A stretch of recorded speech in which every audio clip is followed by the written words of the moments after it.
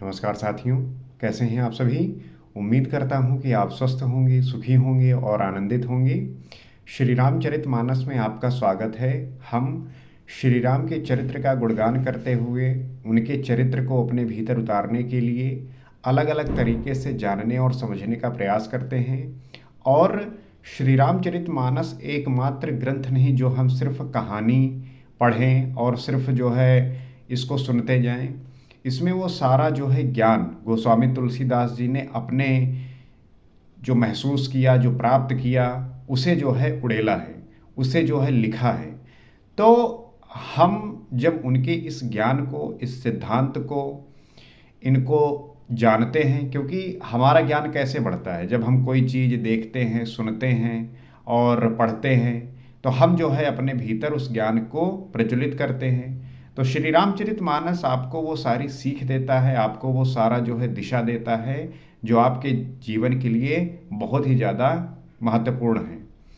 तो मैं आप सभी को जो है श्री रामचरितमानस पढ़ने के लिए आमंत्रित करता हूँ। सिर्फ इसलिए नहीं कि ये जो है कोई रिलीजियस टेक्स्ट है, इसे पढ़ना है, इसलिए कि इसमें वो सारा ज्ञान है, इसमें वो सारी बातें बताई गई हैं जो आपको जीवन में जीने के लिए आवश्यक हैं। और जीवन को किस तरीके से जीना है, क्योंकि जीवन ऐसा नहीं है कि आप जो है बेलगाम तरीके से जिएं। और श्री रामचंद्र जी मर्यादित व्यक्ति हैं, मर्यादित पुरुष हैं जिन्होंने ये आदर्श प्रस्तुत किया। तो कोई भी व्यक्ति जब ये आदर्श प्रस्तुत करता है तो हम उसके चले हुए पथ पर चलते हैं और उन्हें जो है जानने की कोशिश करते हैं।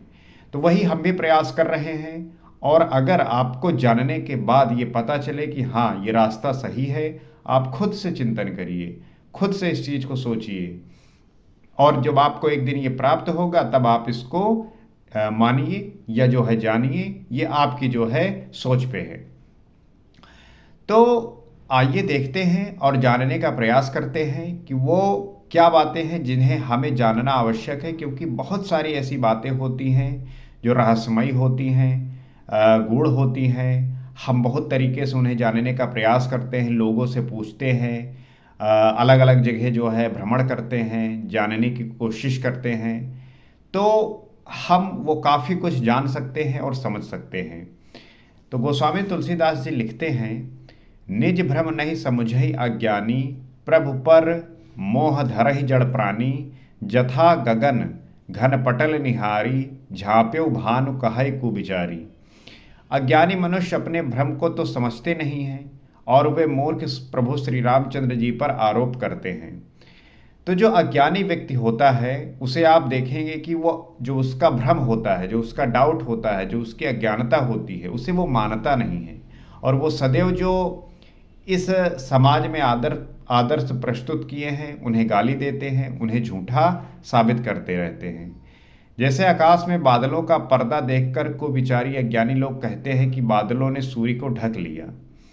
तो आप देखेंगे कि जब आकाश में बादल आ जाते हैं तो जो कुविचारी हैं, जो अज्ञानी लोग हैं, वो ये कहते हैं कि बादलों ने जो है सूर्य को ढक लिया। जथा गगन घन पटल निहारी, झाँप्यो भानु कहै कुविचारी।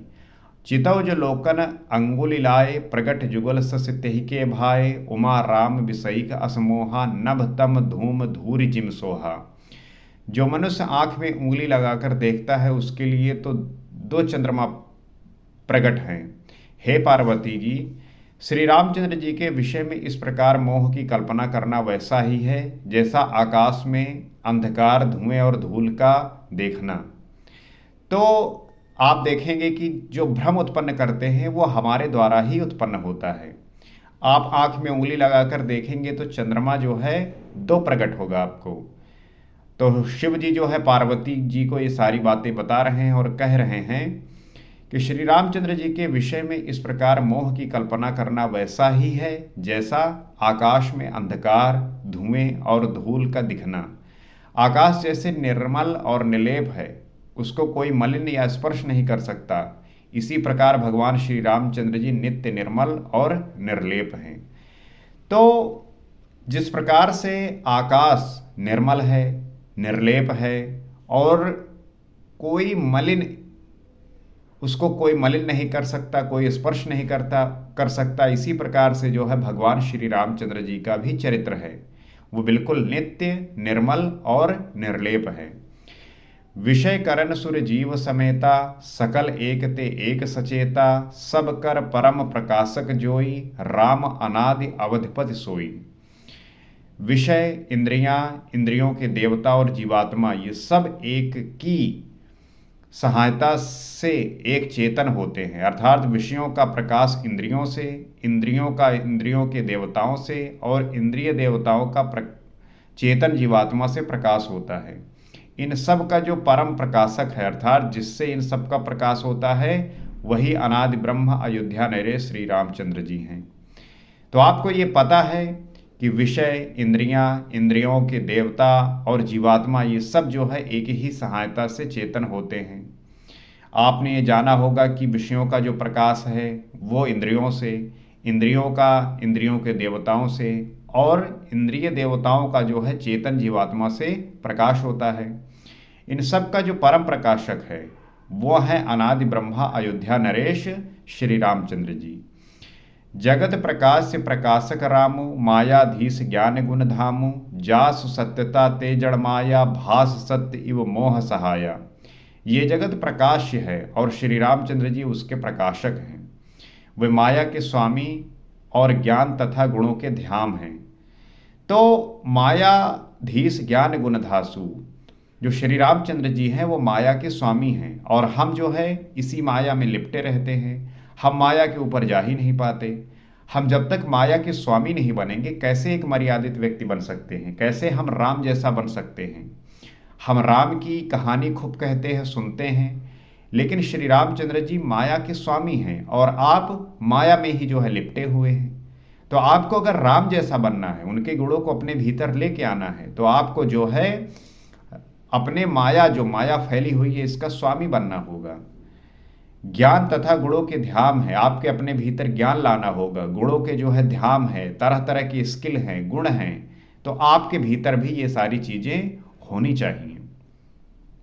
जिनकी सत्ता से मोह की सहायता पाकर जड़ माया भी सत्य सी भासित होती है, तो उनकी ऐसी प्रभुता है, ऐसी सत्ता है कि मोह की सहायता पाकर जो जड़ माया है वो भी सत्य ही भासित होती है, वो भी सत्य जैसी दिखती है। रजत सीप महु भास जिम, जथा भानु कर बारी, तदपि मृषाति हूँ काल सोई, भ्रम न सकई को उटारी। जैसे सीप में चांदी की और सूर्य के किरणों में पानी की बिना हुए भी प्रतीत होती है।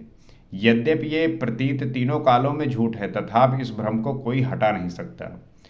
हम ये देखते हैं कि सीप में जो है चांदी की और सूर्य के किरणों में पानी की प्रतीत होती है। यद्यपि ये प्रतीत जो है झूठा है, तथापि इस भ्रम को कोई हटा नहीं सकता। तो इस प्रकार से प्रभाव है। अहविद जग हरि आश्रित रहई, तदपि असत्य देत दुख अहई, जो सपने सिर काटे कोई, बिनु जागे ना दूर दुख होई।